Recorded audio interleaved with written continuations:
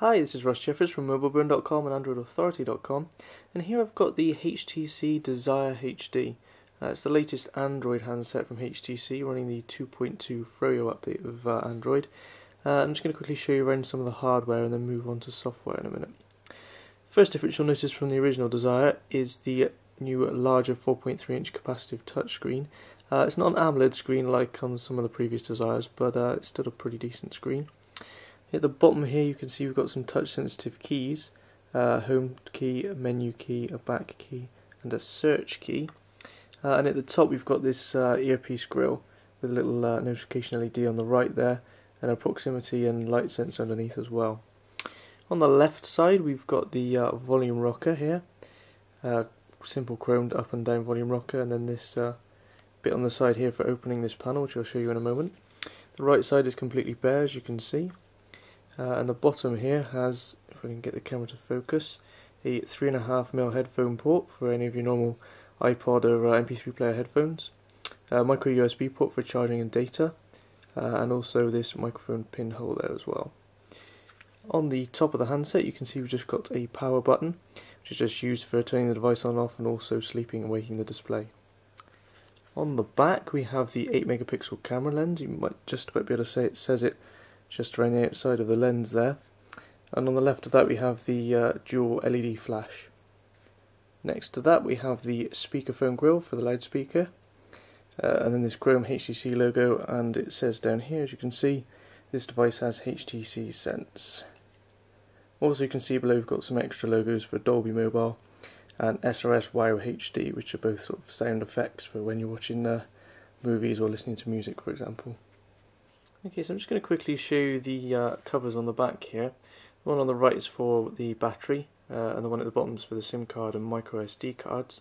So I'm going to start with the battery cover. You can see we've got this small indentation here for a thumbnail just to unclip it. And then the battery pretty much just falls out into your hand. There you go. It's a 1230 mAh battery, so it's got a slightly lower capacity than the original Desire's battery. And due to the bigger screen I would imagine it probably has a larger thirst than the original Desire, so probably not going to be getting any more than about a day's use out of this maximum, and this cover can be quite tricky to get back on, as you can see. The cover at the bottom, as I said, was for the micro SD card and SIM card. That slides off a lot easier, just pull downwards. If I can get the camera to focus, you can see we've got the SIM card slot, just the SIM card slides in and out, and the micro SD card slot, which sort of actually clips in, as you can hear there. So it's quite nice that you can access the SIM card and micro SD card individually from one another and without removing the battery. So I've now got the Desire HD fired up, as you can see, and the first thing I want to show you is the quick startup feature. So if we just turn it back off straight away, there you go, power off. You can see it powers off quite quickly compared to many smartphones, so it's completely off now. And if we just press the power button again, switch it back on, and literally in a few seconds the phone is completely ready to use. Here we can access all our apps, we can access the phone module, literally we can do anything we would normally be able to do with the phone, all within a few seconds. It's worth noting, however, that if the battery is removed, that it still takes about a minute or so to start up, as it has done in the past. So it's only if you switch the device off and the battery's not been removed since that it'll switch back on quickly. For example, very good if you're going to the cinema or perhaps getting on a plane. I'm just going to quickly show you some of the new features that are found on the Desire HD. As you can see, once all these widgets load up, we've got the usual widget menu, 7 different screens. We've got this leap view as well, which can be used simply by pinching on the screen. And you can select the particular screen you want, so there's our favourites. As you can see, we've got a new favourites widget though. This time around we have a list view, and next to each of our contacts we get the last piece of activity from that contact. So maybe a missed call or an SMS is the last thing we've had from a contact. It'll show up next to them there, or perhaps a Facebook status update or a tweet will go there. Moving on to bookmarks, nothing special there. As you can see, we've still got this nice view of the thumbnail view of the pages, and then if you press and hold here you can see we've got a different personalization menu. If we go back you can see we've also got a different button at the bottom right here, which opens this menu as well. And from here you can add widgets, or you can change the skins. Skins being another new thing on this latest HTC device. If we just tap that, you can see we get a range of different skins, which actually changes the menu bar and the notification bar as well as the background image. So let's just select, for example, this one, the wood skin.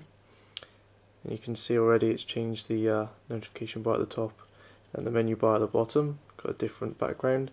And if we shoot back to the middle pane of the home screen, you can see the clock widget's even taken on sort of a wood effect.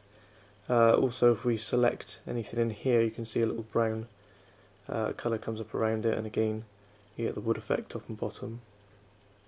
Now, another interesting new application that HTC have added into the HTC Desire HD is this car panel application.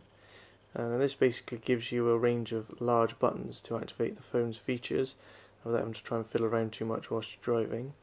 You can access navigation, HTC's locations navigation that is, find different places or navigate to footprints that you've added.